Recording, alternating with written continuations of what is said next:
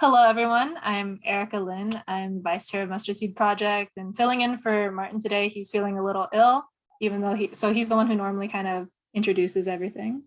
And then Sienna, since you missed the recording part, you want to introduce yourself real quick?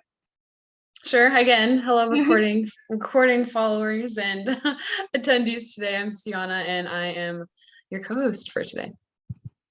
Awesome. So welcome to number 4. We're in the home stretch second half of our community forum series. Today is on substance use disorders and severe mental illness in the homeless population. And so with that, I just want to start off with like kind of the agenda for tonight. One, who is MSP, just a quick brief overview, just because I love seeing both the old as well as new faces. So just giving those new faces a little bit more context on who we are as an organization. And then following that is going to be an introduction of kind of the community forum and our night, as well as introducing our panelists. Finally is the meat, or not finally, but thirdly is the meat of what today is, and it's going to be that panel Q&A, and we're going to end everything with some closing words. So who is Mustard Seed Project, right? We are guided by a hand up, not handout philosophy, and our mission is to connect unsheltered and low-income individuals to services and programs through community organization, relationship-based outreach, and volunteer case management.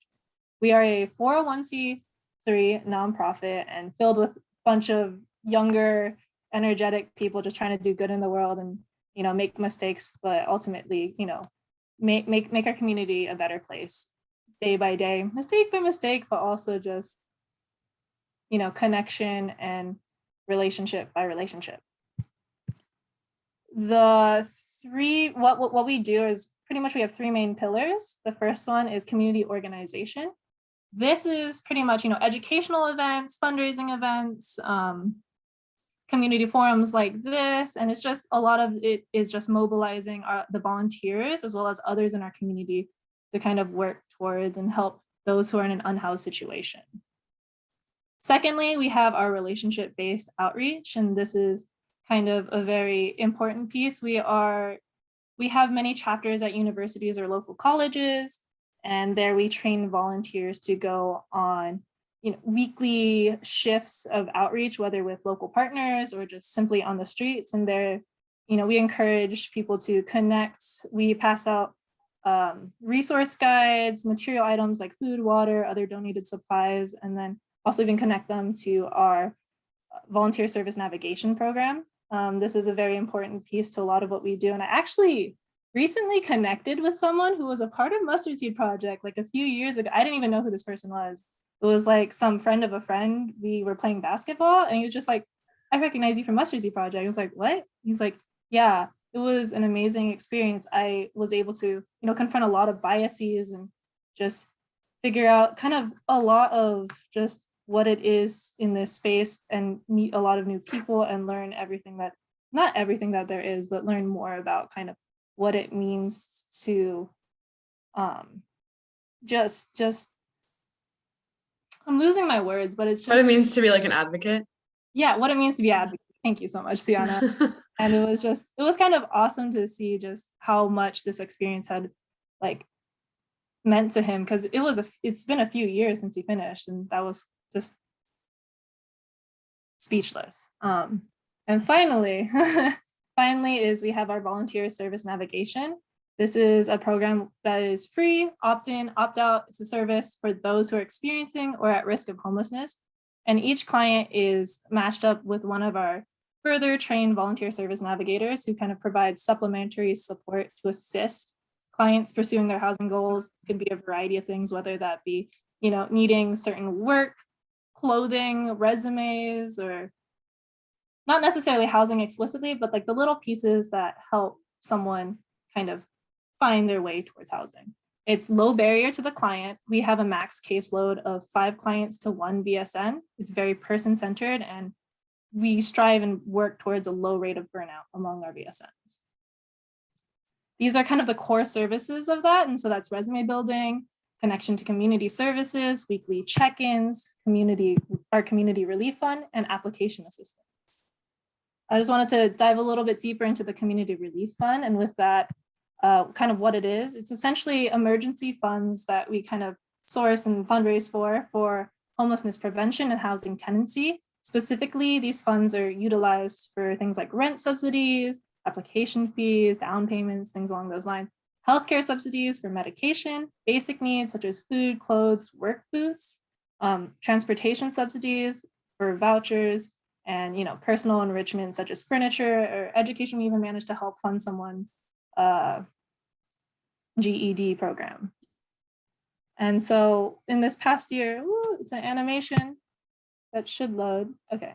In this past year in 2021, we provided around just over $18,000 to 57 clients. The average payment in and of itself was just over $300. And we were able to prevent a homeless situation via rental assistance for 25 households. So very, very awesome, work that we've been able to do as a group of just complete volunteers, many of us very, very, very young still. So awesome to see, how we've been growing and where we're going with that. With that, I'm just going to hand everything off to Sienna as she takes us on with the rest of the Community Forum series. Thank you everyone for coming out.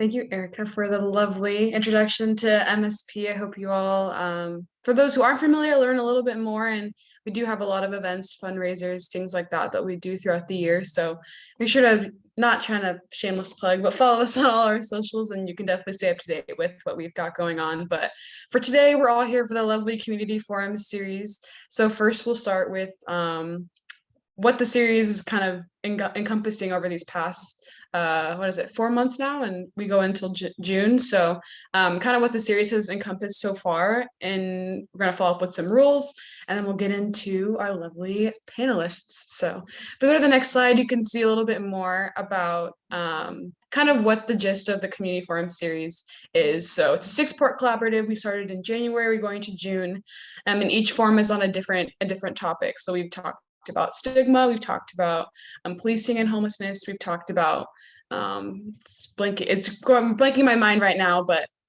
today we're here for substance abuse and severe mental illness. So that'll be kind of the topic today as it relates to homelessness. So the goal for all of these series, however, is to just generally educate the public about systems that perpetuate homelessness, highlight the various intersecting identities and experiences of those facing homelessness, bring together and elevate voices to engage in a necessary dialogue about homelessness and transform conversations to actions.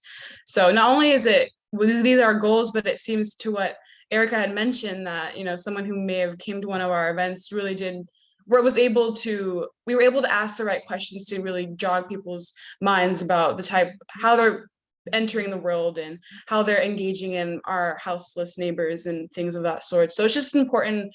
We are by no means experts, as Erica has said a few times. We're students, we're volunteers, we're just really passionate about this topic, and so we are just trying to educate ourselves through this process. So it is all a grand learning opportunity. So to keep that in mind as we are going through that, none of us are experts, and we're just trying to have a great conversation and just make sure that we are being a little bit more knowledgeable about these subjects. So forum ground rules, just standards, Zoom one, mute yourself when not talking, just so we can leave space for our presenters, our panelists, and make sure that we are getting all the information we can, and hate will not be tolerated. So this is a safe space. So obviously sometimes we do cover some touchy subjects, and it's just important that we are supporting each other, being respectful. It's, as it says, it's an open and safe space for respectful discussion and learning. So we are here to learn, we are here to have a discussion, so we want to make sure that we are respecting each other's opinions. And in terms of questions, I do have some questions that I've prepared, that we've prepared, the team has prepared for it today, but anyone in the audience, feel free to put some questions in the chat, and we'll definitely make sure to ask those as well. Or you can also use the raise hand feature, and Erica and I will kind of be monitoring that to make sure that we get all the answers all the questions answered, excuse me. Awesome. And then on the next slide, we have one more thing about the lovely Community Forum series as it relates to the Community Relief Fund. So a lot of you are here through the registration, and you might have seen how we are raising funds for our Community Relief Fund. And as Erica had mentioned, all of it goes directly to the various individuals that we are helping. So if you feel so inclined, we would greatly appreciate any and all donations, but just wanted to give a quick shout out to the Community Relief Fund, who we've each chapter holds individual fundraisers, and we've been able to really help some people in need. So it's all for a good cause, and we really appreciate any donations that we do get. And with that, we can begin our lovely night. So I will let each of the panelists kind of introduce themselves. We have brief bios on the screens, but we can start with you, Levi. You're the first I see on my screen, and we can just introduce yourself, what you do, and yeah, that'd be great. Hi there. My name is Levi Giafaglione. I'm with Lived Experience Advisors, and I'm also a housing navigator downtown in San Diego. So I work directly with the homeless population and also people struggling with mental health. So this goes like exactly into the criteria of individuals that I'm working with. And I'm really blessed to be doing what I do, and I'm glad that you guys have me here tonight, and I'm excited to learn from other people as well. So yeah, thank you so much. We appreciate it. And then April, you can go ahead and introduce yourself. Hi, my name is April Ella. I'm the Director of Operations at A New Path, as well as the Naloxone Distribution Program Manager.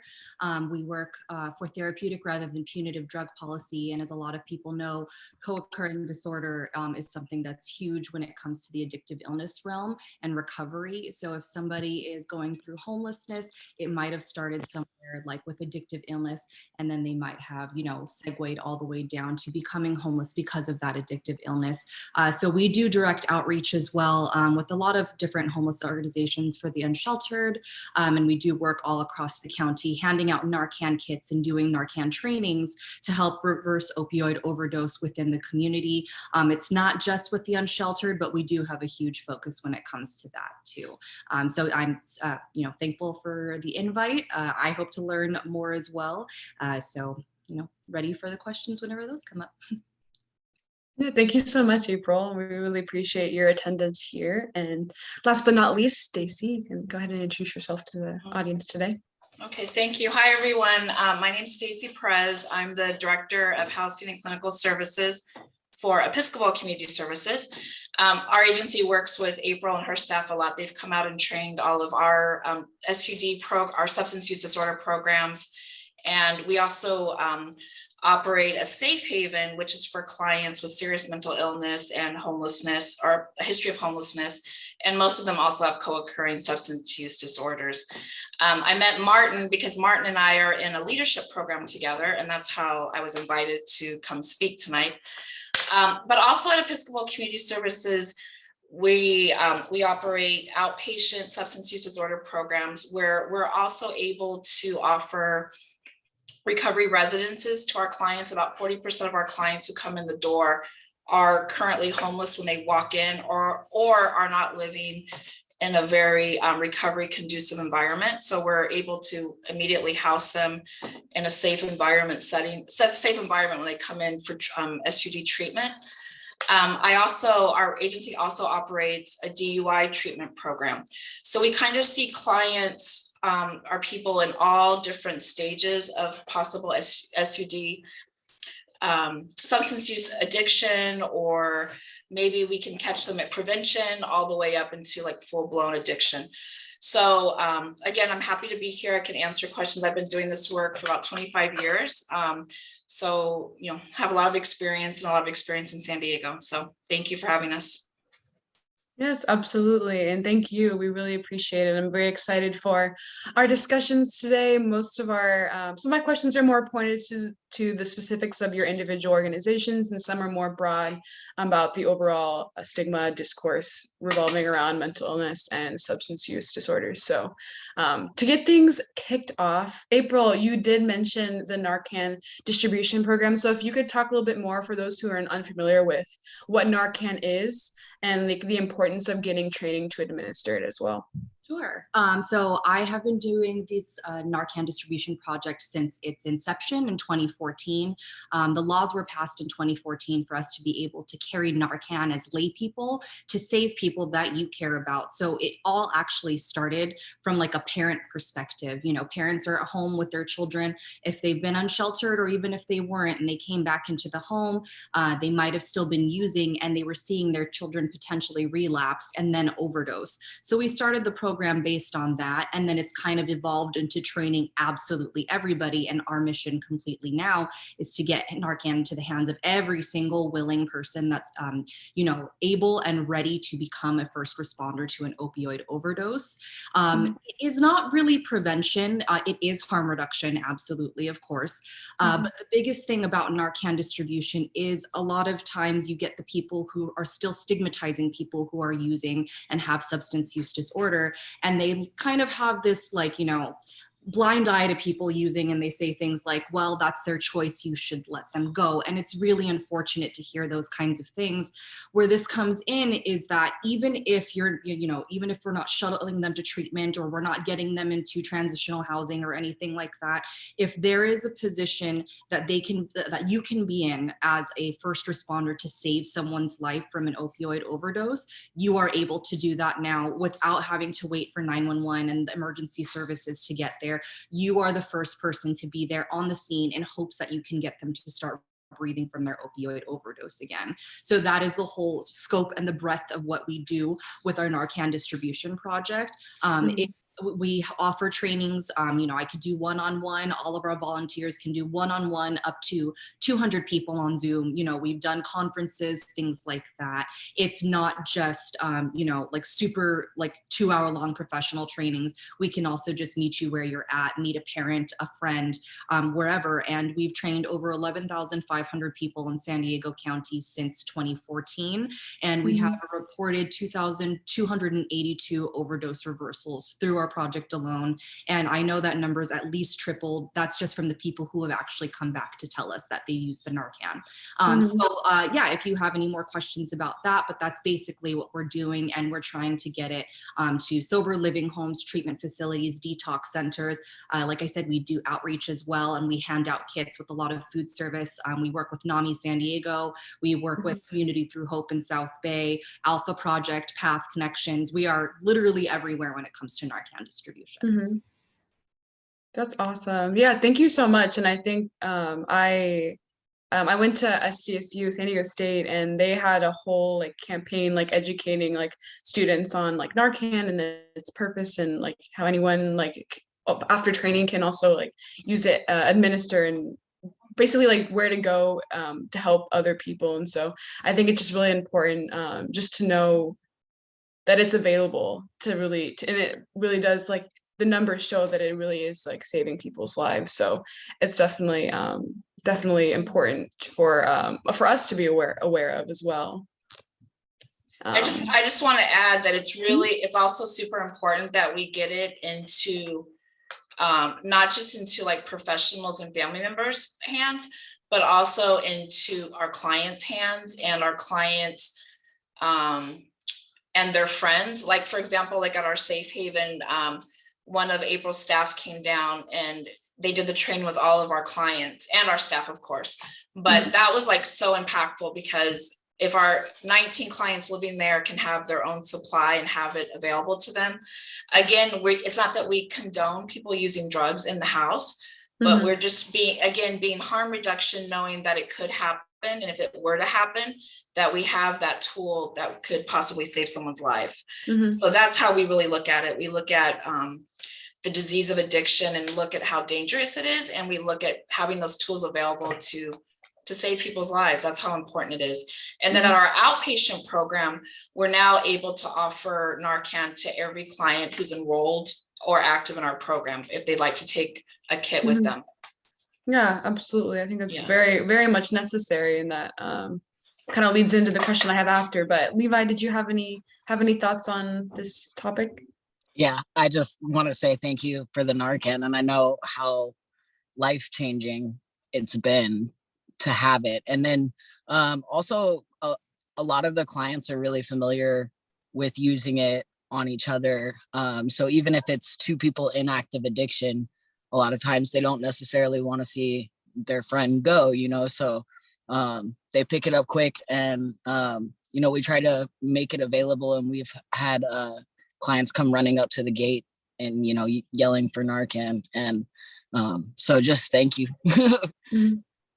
Yeah, no, absolutely. And that kind of leads into my next question, because I think when a lot of people think about addiction and maybe like stopping an addiction, like abstinence comes to mind. If say you're on a diet and you want to lose weight, you just cut out soda or sugary foods or whatever the case may be. And this is something that's not necessarily how things work. And so I know you all mentioned how harm reduction kind of how you all kind of use harm reduction as a mechanism within your organizations, but can you speak to anyone can answer this first, like why harm reduction as a practice is so important, or just basically like your thoughts around that versus like one discourse that abstinence is the way and the only way?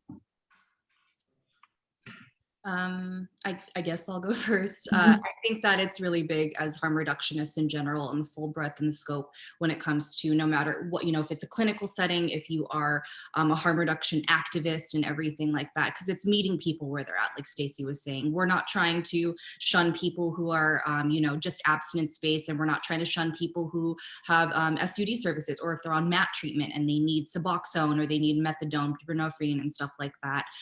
We want to make sure that everybody at some point is able to reach their recovery. And that's why it's so important, because instead of taking this like stigmatizing route and letting people pass away from something, like addictive illness, my executive director kind of likes to compare it, we don't treat people with diabetes, which is a disease, and it's a co-occurring disease where it's something that, is just in you. We're not like, you had a cookie, you're a terrible person. Even Right. if you have diabetes, like you should stop that because this is awful behavior for you. We don't treat people with diabetes and other illnesses like that. How we treat people who have substance use disorders and co-occurring disorders with substance use disorder diagnoses. So it's kind of this thing where if we just have this harm reduction standpoint and we're going forth and letting people come to us and other organizations, advocacy, treatment centers, if they're detoxing and in transitional housing, wherever they might be, that we understand that everyone is different and everyone has different capabilities. And that's what saves people, because we're not sitting here trying to critique people on how they reach their recovery. Absolutely. Every process, every journey looks different. So that's up. And just kind of, adding on to what April said about the diabetes. I mean, think about it. Like an emergency room would never turn away a diabetic who would go into the emergency room in a medical, with their medical condition. But how many like suffering addicts or somebody in an addiction get turned away because of the stigma, or they go for help or they go to a treatment center. Historically, I'm hoping it's not happening now, because they've been there 2 or 3 times. People like close their door on them. But people don't look at addiction the same way they look at other medical conditions. And that's really like our job, is to really try to break that stigma, because we know that that addiction is a treatable disease. However, it is a disease, just like diabetes or other health conditions that, like April said, I mean, it looks different on everybody. Everybody's recovery is going to be a little bit different, and it's not our place to judge what that looks like. We really need to meet people where they're at. So yes, our outpatient program is an abstinence-based program. However, if someone comes in and they've been using, we're going to work with them to try to say like, hey, can we make it work at this level of care? Do we need to look at something, a higher level of care? Can we get you here a few more days a week? This might not be working, what will work, and try to work with them that way. But in the olden days, it was kind of like all or nothing. And we learned that does not work. That's when you lose people. So we really try everything we can to keep people engaged and get them to where they need to be. Absolutely. Yeah. I think the key thing in what both of you said is just how, as a medical condition, drug and alcohol addiction has the shame, right? So I think just overall, like as a society, like what we've got to like, you know, break down those barriers and like really take the shame out of it. Because when it comes down to a client asking for help, and when it comes down to them being vulnerable in that way, where this has been like their only coping skill for a long time, now you're asking them to take that away, they're already feeling the shame of that. And then on top of that, they're trying to, you know, cope with new things. So yeah, we gotta keep doing what you're doing.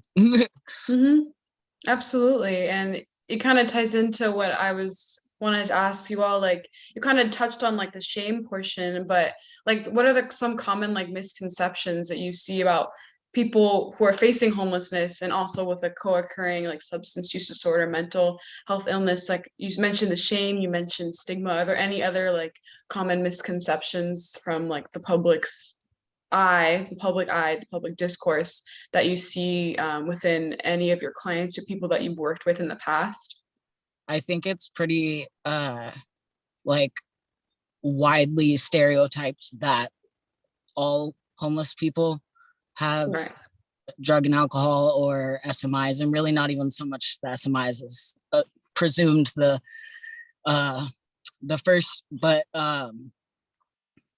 so many times too, like, you know, when you read these studies, it's not very clear, you know, which came first, the chicken or the egg. And that I see a lot of social causation where it's not necessarily people who were using before. But, you know, in maybe years 1 through 3, they're really like feeling good that even though they're homeless, they haven't used any drugs, but maybe year 4 and 5, you know, it's a totally different story. So. Yeah, absolutely. Stacie, did you have anything to add? I saw you unmute I mean, I yourself. think just the general stigma that you hear, the misconceptions, people are lazy, people choose to live that way. People choose to be addicts. I mean, those are just things that, you know, I've heard you just hear those things. And I think all of us know that nothing can be further from the truth. So I think we just educate and advocate for people and let people know that this is a disease that's, again, treatable, that treatment works. There's a lot of places for people to get help. You know, and then we have a whole major homelessness issue in San Diego. I mean, that just kind of compounds what we're all dealing with. So, but again, I mean, you know, there's always hope, and that's kind of what we try to instill in everybody we work with, anybody we come across with, and that's what you got. That's what your whole project does. So, but yeah, I think the same kind of stigma that we would hear all the time. I mean, it's pretty well known. Yeah. April, did you have anything to add? Yeah, you know, it's kind of crazy because as an advocacy organization, and like I said, this is the one direct service that we offer, is the Narcan distribution. Aside from that, the biggest reason why we do what we do prior to this in 2014 was because of stigma. And, you know, you had reentry if people were getting thrown in jail back in the 90s for having just dime bags of weed, like, and for 10, 20 years that these people were going in, you know, for saying that they had potential to sell, intent to sell, things like that. And they come out, they are not treated as people. They don't get jobs because they, you know, have been criminalized completely, where they can't have that reentry into society and prove that they weren't the people that were even thrown in the first place. Our executive director started this with 2 other parents because their children all went to prison in the 90s for nonviolent drug offenses, you know. So aside from even just using and the stigma of having substance use disorder, you're met with roadblocks from you know, family, community. I've had actual parents tell me, you know, I'm coming here to get Narcan because I heard about it, but, you know, you're telling me to call 911. I would never call 911 because I don't want a ambulance to show up to my house because I don't want to talk to my neighbors about it. Or it's this weird, like, it just, it's stigma in so many different ways for the person that has the disorder, for the person who is related or in, you know, just entangled with this person, no matter how much you love them, or even if they're not even that close to you. Someone, you know, in one person's eyes could just, you know, they're sick, they can't figure out what's going on, they're going to try and reach their recovery, and someone else in the family is like, they're a junkie, they deserve everything they get, you know. So since we're all on such different sides of this, you know, like stigma spectrum, if you want to put it that way, it's always hard to kind of come together to help everyone that we're trying to help. So it has all of these barriers when you're trying to be an advocate for unsheltered people who have substance use disorder. You know, we have so many people that I've met when we're doing outreach where they're like, my Narcan's getting taken away by the police.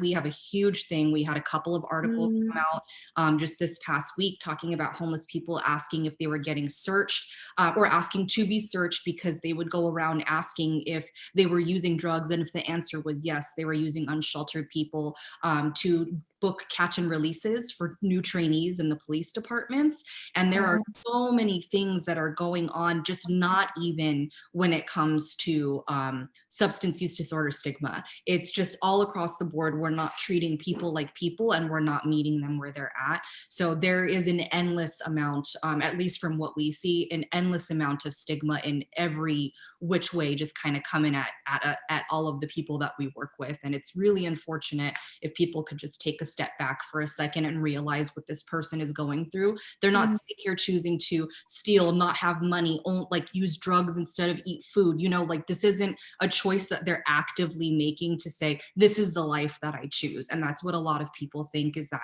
you know, we're still in that position. And that's why harm reduction, you know, back to that talk a little bit, is so important, is because it helps, you know, build those like, the steps to really, you know, and like the foundation for them to really have a wonderful recovery. Right, absolutely. And thank you so much. I had no idea about what you had mentioned about, you know, the searches, and your point about the stigma from all different sides, it's very much real. You know, it goes beyond like the person with the lived experience. It goes to people that maybe they encounter, people who don't even know them, that they see on the street, like law enforcement, like just from all different sides. And so there's a lot of barriers for the person, even in that lived experience, to even maybe potentially try to seek support or seek whatever kind of assistance that they maybe either need or wanting. And I think that's a really important thing to note too, that it goes beyond just the person experiencing it, but the stigma from everybody else kind of like plays on each other. So it's just, this is why we have forums like this, just to bring that to attention, like our own energies affect everyone else around us. Is kind of just like a general life thing, but especially in these situations, like it can make it that much harder for someone experiencing substance use disorder or severe mental illness to even feel like there is a way out, or, you know, something of that nature. So thank you so much for bringing that up. I think that it's important to catch on these little nuances, to be sure to really address them. Yeah, and to add just one more thing, it takes a community for us to lift each other up, of course. And there's a lot of things that I forgot to mention this portion of it. A lot of the time when you think stigma or addictive illness and substance use and co-occurring disorders, people immediately think junkie on the street that uses heroin. This includes counterfeit pills. This includes people who are abusing their prescriptions. Includes children who are taking and abusing their parents' prescriptions when they take it out of their medicine cabinet. It's not confined to just one group of people who are using with substance use disorder. It is across the board. There's elderly who are abusing their prescriptions. It's everywhere. So it's, you know, when people are sitting there like, oh, you're advocating for homeless people on the street that are using, that's not the only population that we're advocating for. It is for everyone, for safe prescribing practices, for, why can I think of the word? I lost it.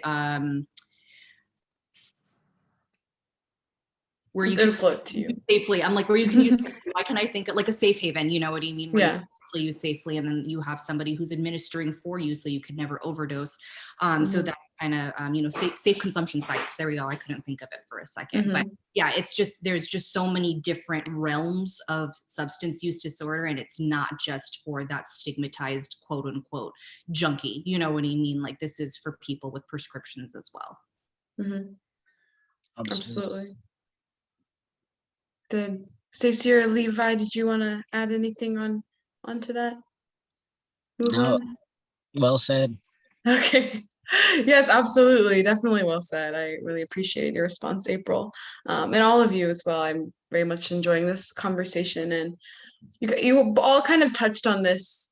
Stigma comes from all different sides. So when it comes to people experiencing homeless with and undergoing mental health illness or substance use disorder, like, what are some of the barriers that maybe these individuals may experience when seeking treatment, when seeking housing options, when it comes to trying to use services like MSP kind of provides? Like, what are some of the barriers, maybe from the public, maybe from the point blank stigma, like, that people are experiencing when it comes to, like I said, achieving support, achieving kind of access to various services, or achieving housing in general? I know it's kind of a conflated answer, but conflated question, but and you kind of all touched on it, but if there's any additional barriers that you can think of when people are trying to achieve housing while undergoing these circumstances. So one I'll say for sure is that there's this imminent knowing for, I'm gonna have to talk about my trauma. And that is what, in most cases, the drugs is trying to make them not feel. So a lot of times I think in their minds, it's not so much the, can I put the drugs down, but can I go that deep and then, be able to come out on the other side of it.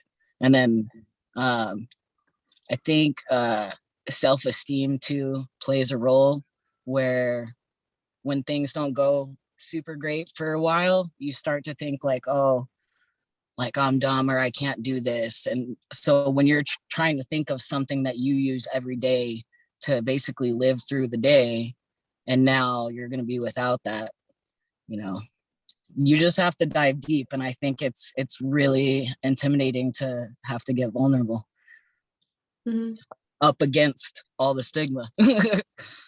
Right. No, absolutely.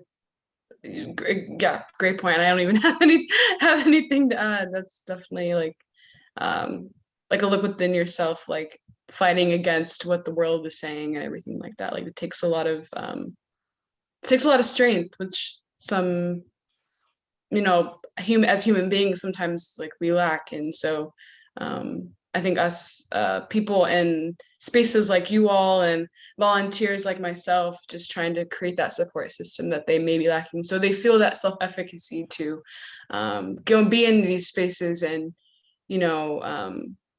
advocate for themselves as we are advocating for them, kind of like create that change. So thank you, Levi. And then there's just so many like practical barriers that come up. So with somebody who's unhoused, it can be something as simple as getting them an ID. And I know like NAMI helps out with that a lot, or other agencies, but a lot of people don't realize that a client or a person who's unhoused can't even get a hotel room without an ID. So something just that simple can really be a barrier to people starting that application process. And then there's just so much other things that happen. And so you imagine if you're living on the street, you have a serious mental illness, possibly a substance use disorder, and you don't have any income. And we're telling you, hey, you're probably eligible to get on some, Social Security. Like, where do you even start? I mean, there's programs that help you with that, like NAMI, again, that's something that they do. But it's just like the practical like things that we take for granted, that most everybody has an ID and most people can figure out how to maneuver these systems. But these things are like really complicated things. And we're asking people who have like very, very little resources and who are really unstable to do these things. So those are just practical things, along with everything that Levi talked about that a person's going through. And then you put on top of that the limited housing there is for them to actually access. So there's a lot of barriers that are put up, and it's really about, you know, getting these like great organizations to work with people and really try to help them maneuver the system, because the system is really, really complicated. Even for people who work in the system, it's confusing. So for somebody living on the street, or even somebody living in a stable environment, it's confusing. So that's really, I mean, our staff's been, I mean, you guys are laughing, it's true. Like, we spend a lot of time trying to figure things out ourselves, and then try to make it as simple as possible for the people that we serve. But there's a lot of barriers that we try to overcome or help them overcome. Even like just one in particular that I think of, people like think of all the time, is the phones, right? Like, oh, they have free phones. Yeah. Those phones are not like our phones. Those phones have an 1.5-hour battery life tops, and they take like 4 hours to charge. You can't hear on them unless you're on speaker, you know. So there's just so many things like that, just, you know, really would prevent, like, you know, for us, it's like, even if we didn't know where the closest treatment center is, okay, we can Google it. They can't even do that. So and a lot of that really came to light during the pandemic, when, you know, most of our programs had to go, a lot of our programs had to go virtual. And that's when we really found out about inequities, and a lot of it was the phones, and, you know, how a lot of our programs were able to supply tablets or things to clients, or not a lot of clients in recovery houses. So I could give those to the recovery houses so clients could participate in groups. But that's when things really, we always knew there's inequities, but that's when, during the pandemic, it was really, really highlighted. Yes. Yeah. Yeah. You know, pinging on what both of you had said, Levi, the cell phones are a big thing that we hear, even for Narcan distribution, and that's such a small portion of this. I guess I'll address this from like a criminal justice standpoint. If a unsheltered person who has been in jail for 3 days or in prison comes back out, re-released, they need to be in a detox or a treatment program. They have 2 weeks to find a place with a bed. They don't have a cell phone. If they don't have contact with someone who can shuttle them to these places, they don't have somewhere where you can reach them back. You don't have anywhere to go in that in-between time. If your parole officer is looking for you, they don't know where to find you because you're unsheltered. That is a roadblock in itself, because you can't even be contacted back for things you're supposedly in trouble for. So you can't even help yourself to be able to arrive at your court date if you don't have money or a job to ride the bus, get an Uber, because you don't have a phone to call one. There are so many roadblocks, even just in criminal justice and the judicial system, that set you up, if you know, pardon my French if nobody else agrees with me, but to set you up to fail.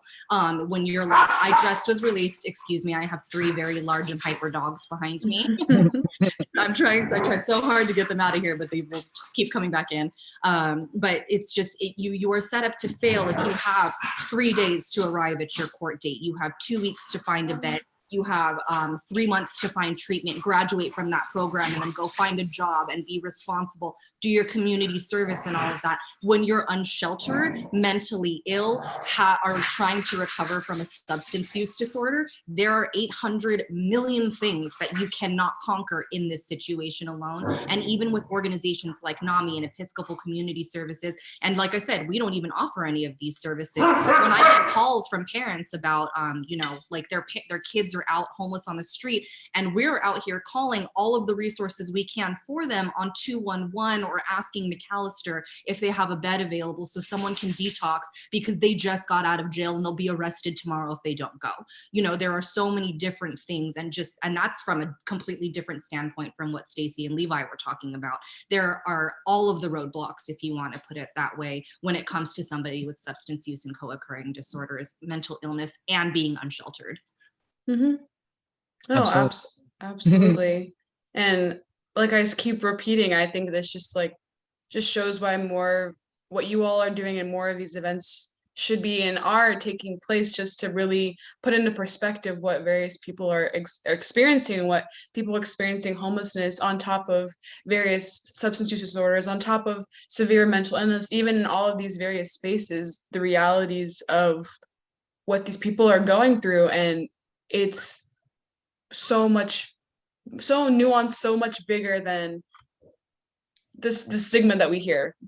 People are lazy, people decided to do these things, they have a choice, things of that nature, and it goes so much beyond that. So I just very much, I keep repeating it, but I appreciate all of your insight into this, because you all are seeing things from a different point of view than me, a volunteer, a person experiencing it, or just someone who is on the more of the service side and trying to, really reach these individuals. So it's just really important that we are learning things from all of the different aspects. So my next question kind of goes into more of like the housing situation. So, one of the core values of Housing First is like autonomy, right? So we want to make sure that people have the ability to make decisions for themselves.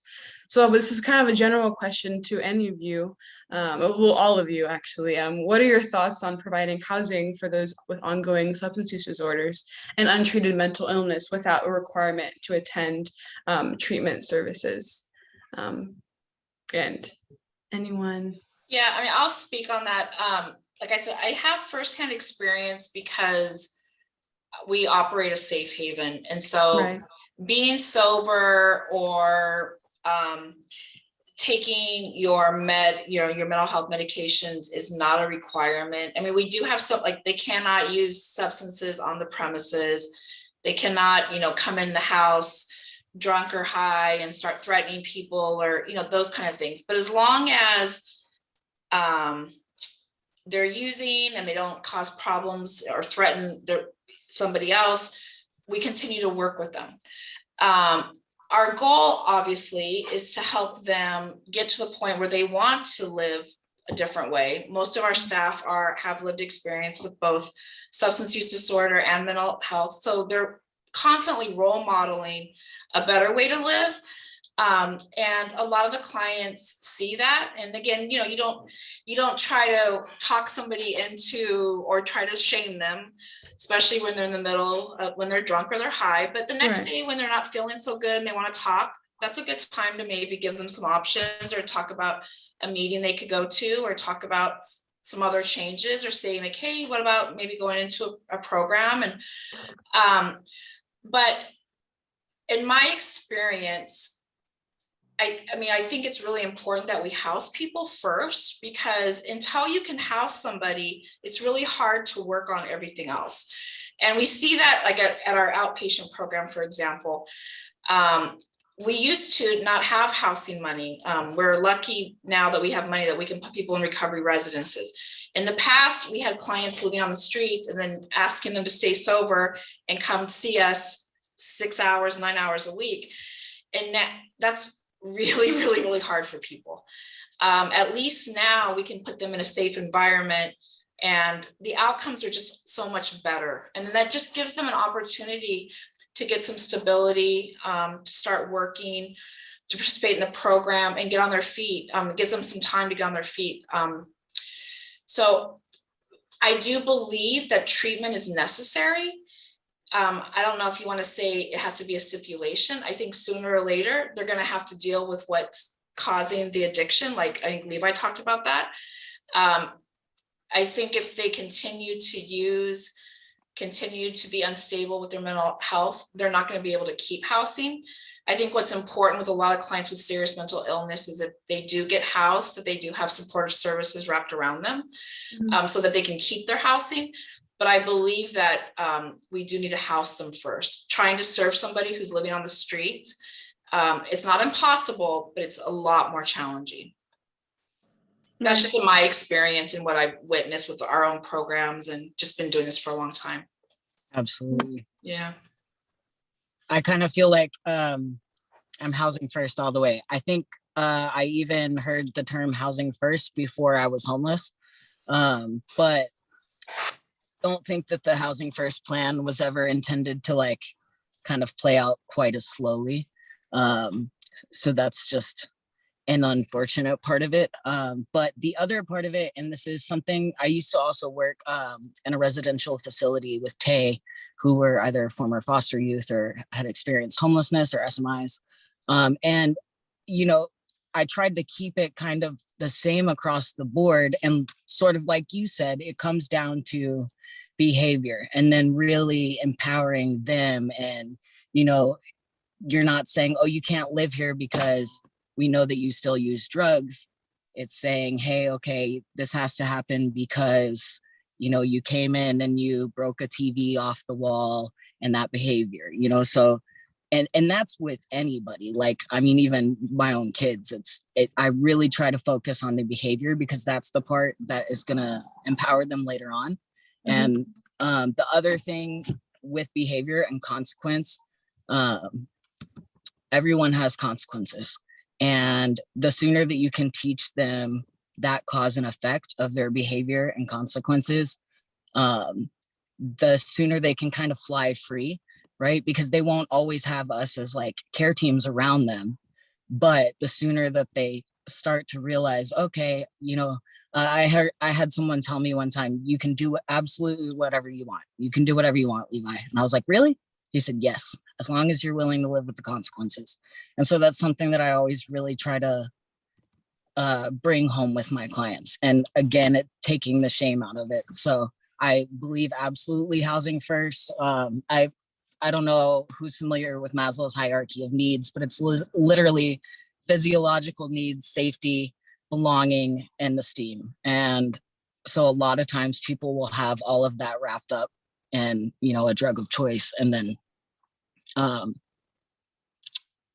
of forgot my train of thought there, but to not have the very basic needs of life and then to have to change so greatly and so radically, but then still not really, I guess, kind of get to fully benefit. You don't get to really heal out there. So I absolutely am fully housing first. Thank you. Same for me, housing first. You know, we have so many processes in place all across, you know, advocacy, government, whatever, and all of these organizations that are trying to help and do these things before people get into housing.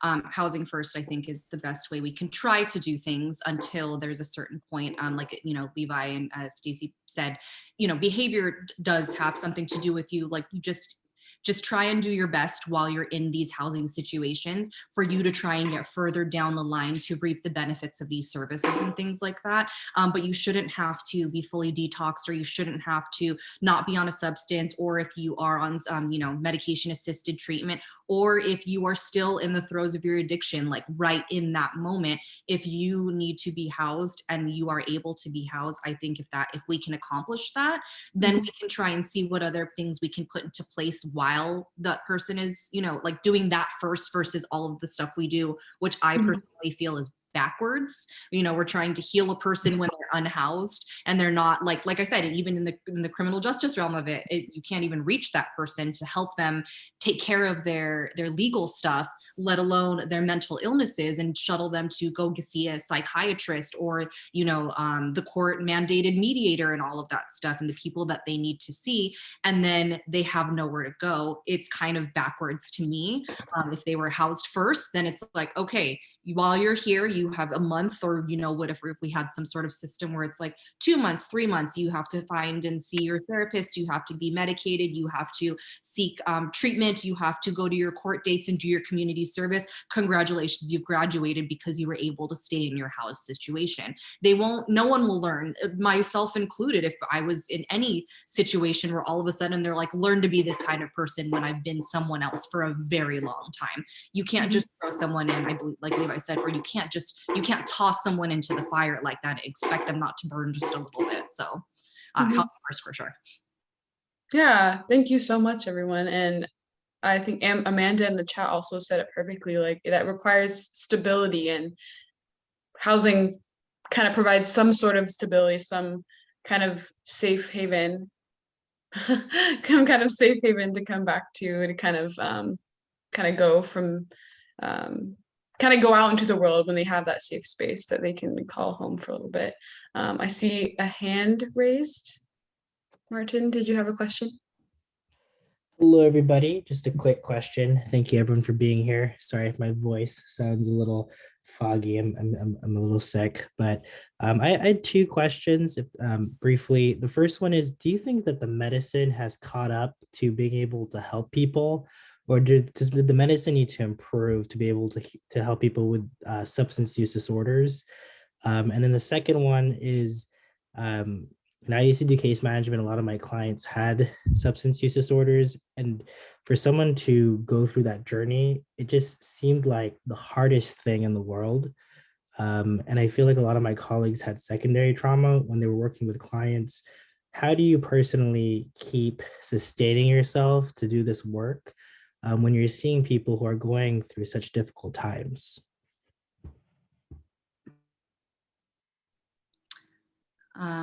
I'll answer the first question for sure, Martin. So you were asking if medicine, like, are you talking about medication-assisted treatment and things like Suboxone and things you would use for substance use disorder? Yes. Mm-hmm. Okay. I don't think the medication needs to change. I think the systems need to change. When you are talking to someone who needs to have a MAT treatment program for their recovery, if you are sitting there and you're telling them that they can't work somewhere because they are on a substance, when there are people who have prescriptions for their hip replacement who might be abusing those, but you don't know because they're functioning addicts, I think the system needs to change more than the medication does, because at a certain point, that person should be weaned off their medication and they wouldn't have to use it anymore after. It is just, kind of that helpful hand for you to be able to function and hopefully, assimilate again if you were able to, and go into a different living situation if you could, like transitional housing and all of that stuff. But I mean, of course, medication is also so finicky in every form and sense, even when it doesn't come to substance use disorder. So I think that if we had better systems in place for all of our organizations, county operations, all of that, for everyone with substance use disorder, or if whether they were unsheltered or not, I think it would help uplift the community of people with substance use and co-occurring disorders, for them to feel more safe and more protected when they are going into programs and when they are doing things if they have substance use disorder with MAT treatment. So if they have medication assisted treatment, we shouldn't be shaming or judging them, and that the medication is already kind of what it is, and it already has so many adverse effects to people who are on it. It's changing it and figuring that out would probably just be just as long as trying to just figure out our systems. And just to add, I mean, we have medication for alcoholism, we have it for opiate disorder, but we still don't have anything for methamphetamine use. And that's still the #1 abused drug in San Diego.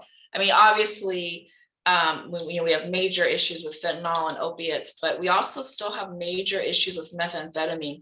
And there is no medication assisted treatment for stimulant disorder. So I would say, Martin, that's something, because we know medication assisted treatment is evidence-based and it works.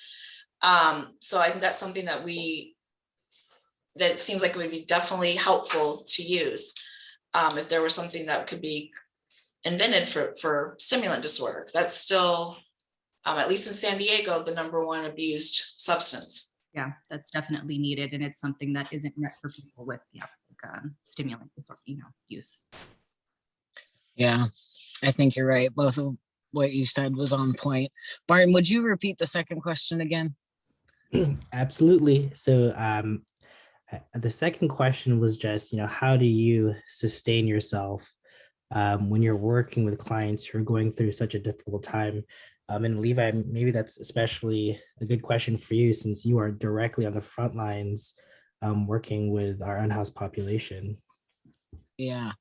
So for me, it is really personal for me, because I was also homeless and unsheltered for 6 years.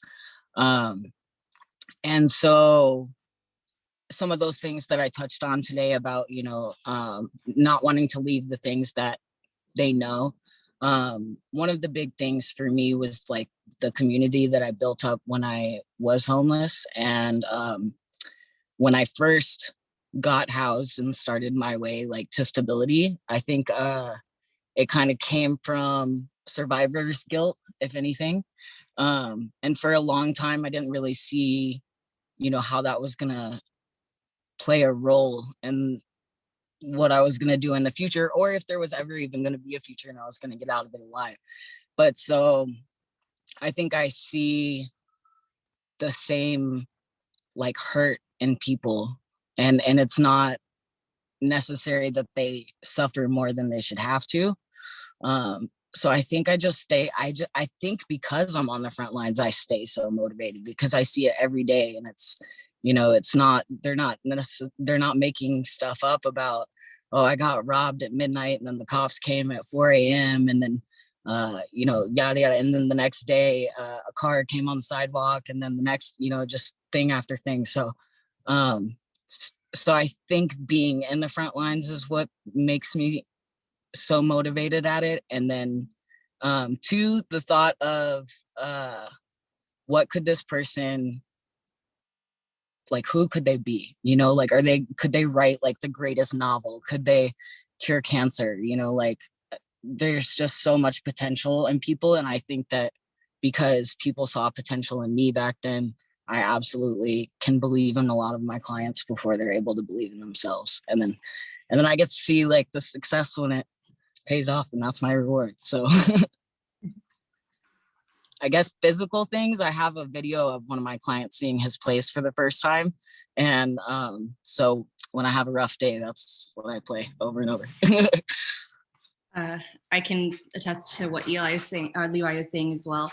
I was homeless for a while when I was younger. I was pregnant at 17, had my daughter at 18, very religious parents who kicked me out constantly. People like to think of being unsheltered as on the street in tents. It also is couch surfing. It also is living in your car. A lot of people don't think of it like that. When you don't have a physical address to have things sent to, you don't have anywhere to refer back to, that is unsheltered. And that was kind of a big thing. You know, I wasn't in this field, you know, for a long time. I got into it in 2014, basically at the start of this Narcan project. I went to school for fashion design. You know, I dabbled in drugs in high school, like, you know, most people did, and experimented, but I was, you know, if you want to put it that way, one of the lucky ones who didn't have addictive illness that took it to the next level.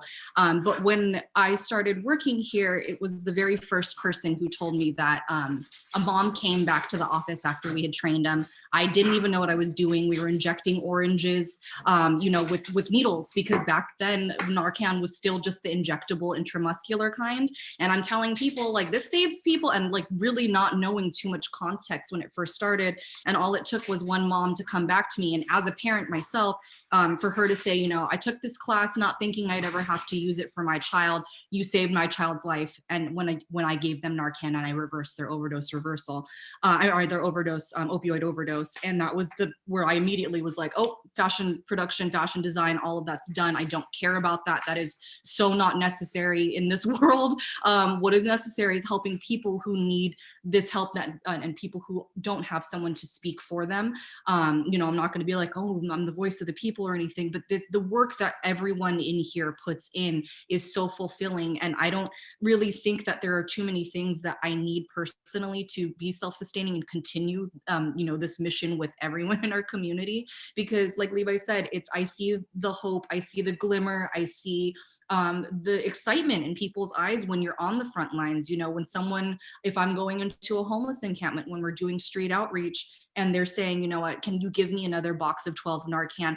I gave them to my community because 3 tents over, all of them are using. And I know I wasn't supposed to give it away, but I did. And, you know, my answer to them is go ahead and give it away. As long as they know how to use it, or you kind of taught them this, if this saves your friend two tents over, by all means, please do that to keep each other safe. Because I will tell you right now, I worked at the Needle Exchange for 6 years at family health centers, 2 times a week, sometimes 3. And there are more homeless people in that section on Imperial and 17th that had my back more than some friends probably did in the past, that walked me to my car, helped me carry my boxes, my canopies, my tents, made sure I got back okay, offering me their waters and stuff if I looked parched, I guess, and I'm like, I don't need this, thank you so much. But they gave me more community than some people have given me, in the sense that I am not unsheltered, and in the people that I've encountered in life. It keeps me going, because I see if this conditions and what they live in, what they go through, with their illness, with the law, with medical problems, not having a home, if they can, be what they can be, what I see when we're doing outreach, I'll keep going. I don't need more things to keep going. They're like the book, and they write it for me. You know what I mean? So they're the authors of my book. So they can keep me going all the time. Absolutely. Yeah, I mean, I'll just to add, I think I have like one of the best jobs in the world, because I've been doing this work for 25 years, and I think of all the people who I've been blessed to get to know, and but the staff who work for our agency and in our programs, the majority of them have lived experience, and that I stopped doing direct service probably about 15 years ago. So now I spend a lot of my time doing the bureaucratic stuff and things that are not always so attractive. However, important too, Stacie. I know it's important, but it's like I keep in mind like what the purpose of doing this, and all it takes is like hearing like Levi speak, or going to my programs and hearing the client speaks, or having the staff send me letters from clients, and then like when I get to hire one of our clients to come back and be a counselor, that's the best. Yeah. So I want to do a shameless plug. I'm well, it's not shameless, but anybody who's interested, we need substance use disorder counselors so bad. Do you? Yes. Okay. So Episcopal Community Services hiring, but also if I know there's probably people here all ages and in school and stuff. If people are interested in doing this work, it's such vital, important work. I'm the certificate. You have to be certified or registered in the state of California to do counseling, but it's really easy to get registered. I'll put my information, my email, but I'm a certification chair for one of the certifying bodies, and I can give information out, but we're really needing substance use disorder counselors. My agency needs them, but all the SUD programs need them. So I just want to put that information out there, because it sounds like you've got a lot of students here also. Yeah, absolutely. Yeah. Awesome. Well, thank you so much, everybody. Believe it or not, time is up, unfortunately. I know we have a couple questions in the chat and also a couple comments, so I'm sure that we will send out some information afterwards. But I'll make closing words super short and sweet. I just want to, first of all, thank you all for your vulnerability tonight. I know it can be kind of a touchy subject, but I also appreciate both your vulnerability and also all of your insight. I know that just being able to hear multiple perspectives and thinking about things that I wouldn't normally think about in terms of something like this, where I have been a part of MSP for about, 4 years now, but there's still things that I continue to learn every day as things are continuously changing. And I just really appreciate you all taking the time to come talk to us today. I hope that I know our audience members also feel the same. But I'm sure we will share contact information. We all are very much more in the know of all of your organizations. So I know we have a lot of avid volunteers as well, that maybe you'll get some new people helping y'all out. But with that, thank you so much for coming on today. And I hope you all have a great rest of your evening. Thank you so much. It was excellent speaking with y'all. All right, bye. Yeah, thank you guys. Thank you. Bye.